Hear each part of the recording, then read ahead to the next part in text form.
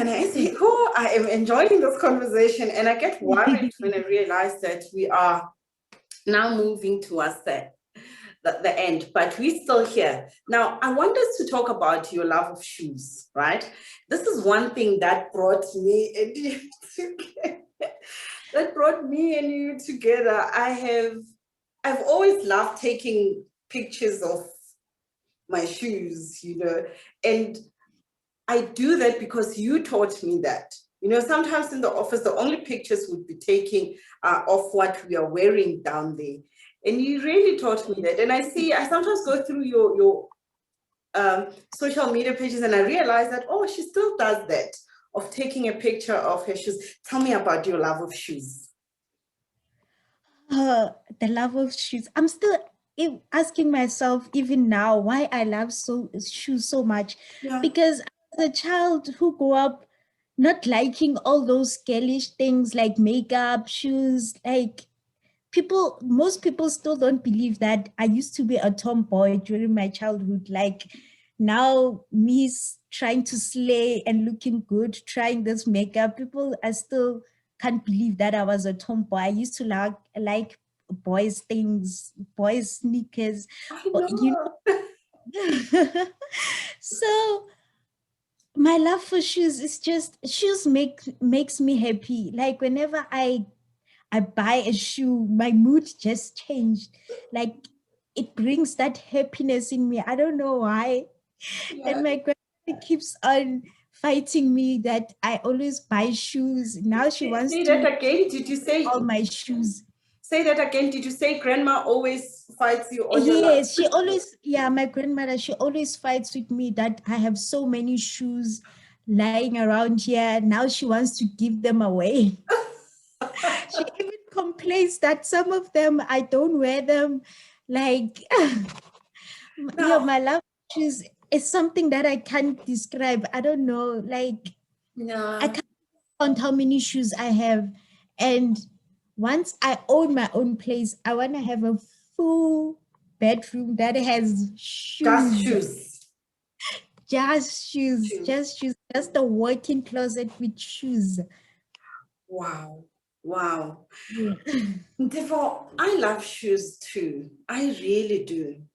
And one of the things, or maybe the only thing that always keeps me in that love of shoes is that I can step on them and walk out and be seen walking out with my shoes. With you, you taught me that what makes one beautiful is what is on the inside. For you to go out and buy the shoes, I don't know how many you have now, but I know when we were still together, I stopped counting. So when you put on those shoes, and you know very well that you will never be able to walk in them, what is it that carries you? What is it that continues to say, you are beautiful, you are slaying, even though you know that you'll never be able to set your foot on the ground and walk in those beautiful heels that you have? I believe I have this positive attitude that one day I will be able to walk in those shoes. Like I have this confidence in me because even at work, most people at work don't know my name. Like they describe me as that, oh, that one who has nice heels. Oh, okay. So I feel like so much I love that confidence. description. Yeah, like they don't know my name. Like even they just describe me as that girl. That girl who always wears nice shoes. That's the one. It's like, oh, okay, then I feel so. Okay, so that's what your shoes do to you. They describe you. People don't even have to know who you are because they will just know that it's that one with beautiful shoes. And you really do have. I love your style. I love the bright colors. I mean, sometimes I would look at your outfit and I'm like, okay, I can see the outfit is beautiful, but the shoes, wow, they always describe you. I love that. I love that you're also confident in the fact that, okay, as much as Bonontlantla would wear their heels and walk up and down, I wear mine so that people would recognize me and would know that, oh, it's that one with beautiful shoes. Okay, I'm going to put you in an uncomfortable place. Khanyani, I know we always spoke about your crush for Casper Nyovest, right? And with growth, maybe that would have changed and everything. But tell me about your love life. I still have that celebrity, that crush for Casper. Every time I see him, like my face just Lighten lighten up. up. I Oh. know. It lightens up so much, I know. Yeah, so to be honest, I haven't been so lucky when it comes to love, and I experienced so much like heartbreaks and met people whose intentions are not pure. Yeah. At some point, I felt like giving up on love and just all of what I've experienced. But what I can say now is that I'm overcoming those fears and trusting God in everything. Trusting God in everything. You've always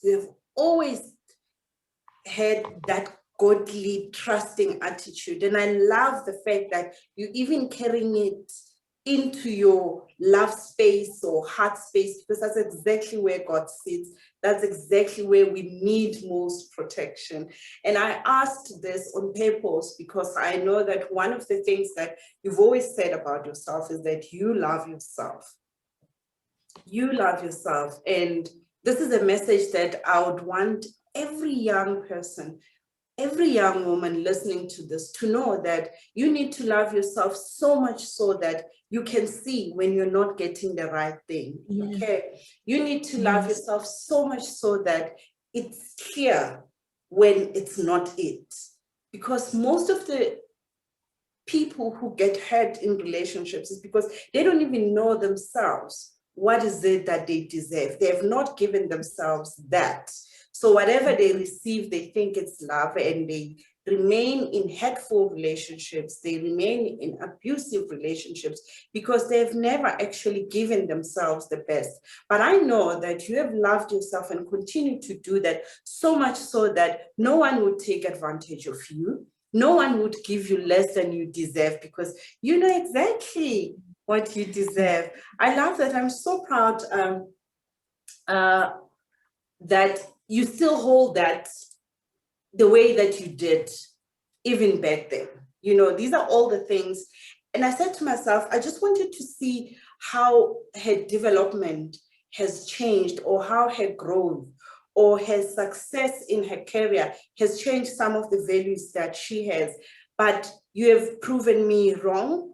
Everything still remains grounded with you. Your principles are still the same. Your heart is still in the same place. And before I ask you to maybe just close for us and give a message to other young people out there, I just have a presentation here that will show people who you are, even those that have not met you as yet. I want them to see who is this person, and I want them to see all the things that you've just said. They actually do show in the next couple of pictures that I want to show. And this is the woman that I got to know. And this is the woman who's been talking to us today, and she still sounds and looks exactly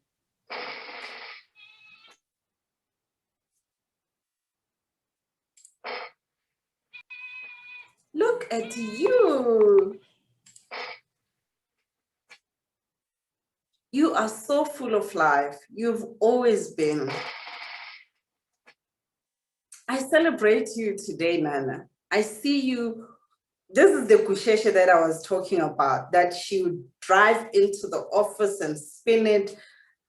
On other days, she would come in her normal wheelchair and be pushed around. But on Fridays, she did not want to be pushed. So she came to work in her electric wheelchair and will be dancing and spinning it around while we play to Casper's Kusheshe. Oh my God. You go out, you let yourself experience the world. You let yourself experience wind and smell the flowers, something that many of us don't do, because now and then we want to say, okay, no, let me get my life sorted, let the kids grow first, let me get a better job. But you continue to live every day because you know that your life is a gift, and you share your gift so selflessly. Look at her.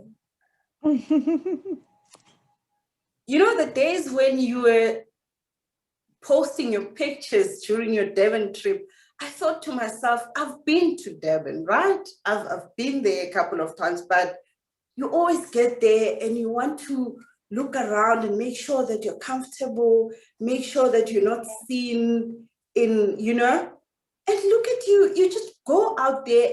I've never been that close to maids, right? I've been here. I've never been this close to water, like never. I am not friends with this environment that you are in. But look at you. You've really given me reason to say, I need to live my life better. I need to embrace life every day. I need to stop counting what is not going right and live. If you can do it, being differently able, if you can do it on your wheelchair and still go out there and demand to be treated like a complete human being that you are, why can't I do it? Thank you for inspiring me. You continue to do that. I don't want to get emotional. Thank you for inspiring me, Nana. I must say it was hard to push my wheelchair to To that point. Yeah. But you did. But I did. And you look, I'm minding the things you're saying. You said it was hard to push myself